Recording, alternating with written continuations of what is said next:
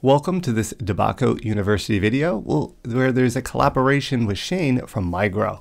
Here he's going to discuss and get into some of the details of different light spectrums and how they impact plants to determine what color is best for plant growth.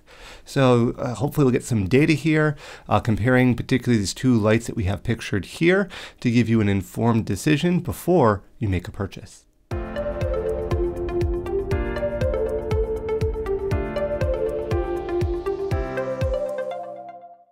Well, welcome everyone. We have Shane here again from MIGRO. Looking specifically here, we're going to look at the effect of blue, green, red light on plant growth.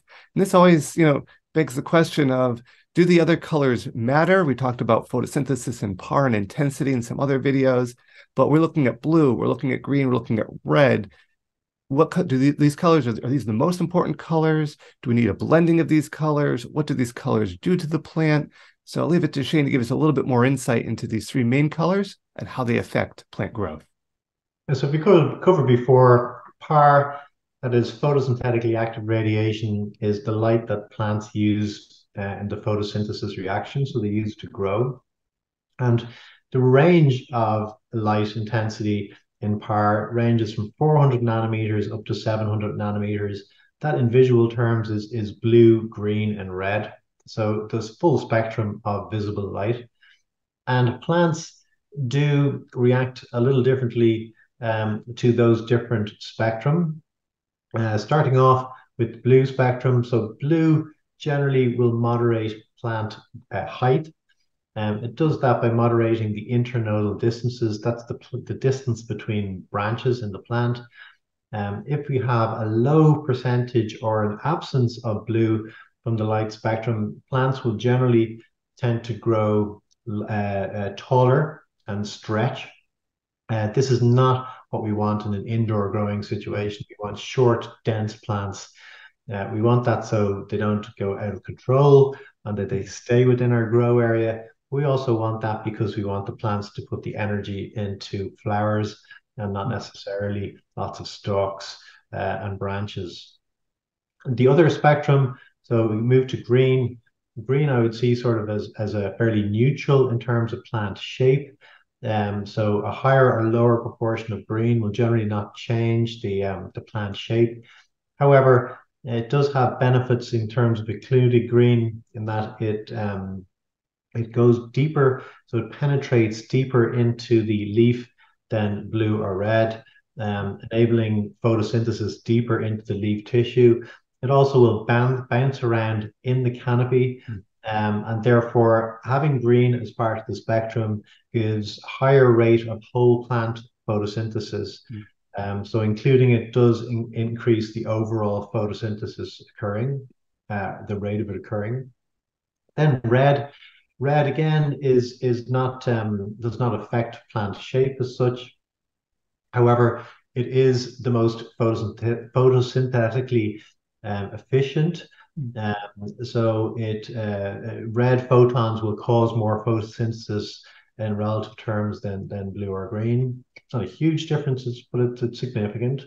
And also red photons are lower energy photons, and that means they're electrically easier to produce or cheaper to produce from an energy point of view. So red is very useful to have in part of your spectrum to increase the whole system efficiency, both from electrical and a photosynthetic point of view. Yeah, thanks for that breakdown of the blue keeping the plants nice and squatty morphology. Definitely important for indoor growers, which typically are the ones using supplemental lighting. The ever controversial green light, where you're right, does bounce around, does kind of reflect in there, does deeply penetrate into the canopy. And then the red light, we hear a lot about in lighting, the red intense light or more red, kind of as you get into flower or some higher red producing bulbs. It is true that it is easier to produce. It also has those plant benefits as well. So that brings up the question, if we hear a lot about these different colorations, are they all needing the same amount or intensity, or should there be times where we're shifting? Should we worry about one more than another? Just speak to those kind of those wavelengths on how they relate to the plant and what it needs and the intensity of each.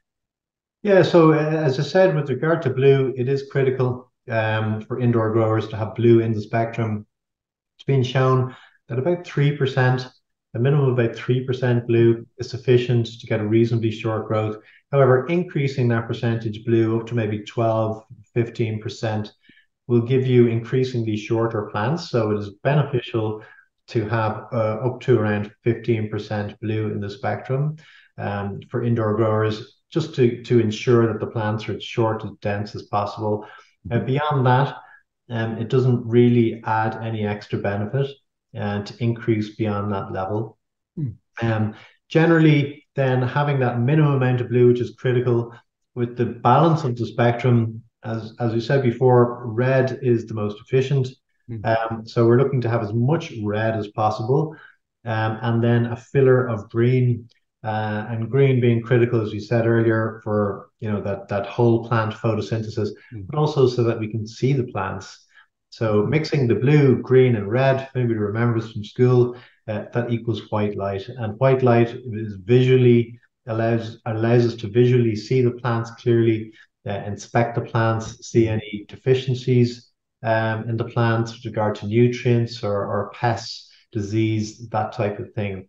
So white light overall, having a mixture of blue, green, and red is beneficial from the whole plant point of view, plant health point of view, from a photosynthetic efficiency point of view, and also for us, the grower, to see what's going on. Yeah, that's why I like having this collaboration. I like the quantifying for the blue light and the percentages and how that will affect different plants, and that importance of white light, not only for the plant itself, but as you mentioned it on so well, is that grower being able to walk down that plant, inspect that plant, pick out potential nutrient deficiencies, potential insects, potential disease, much, much quicker than if you're growing under kind of a filtered light that's only one particular wavelength or a limited wavelength. It does make it much harder for even well-trained growers to be able to pick out differences. That white light looks nice, makes it really easy, and really allows the growers, hopefully, to appreciate their plants and to notice if one's not going quite right. So again, thank you for your detail here on the breaking down that blue, green, and red light, and hope this helps everyone out better understand these spectrums of light.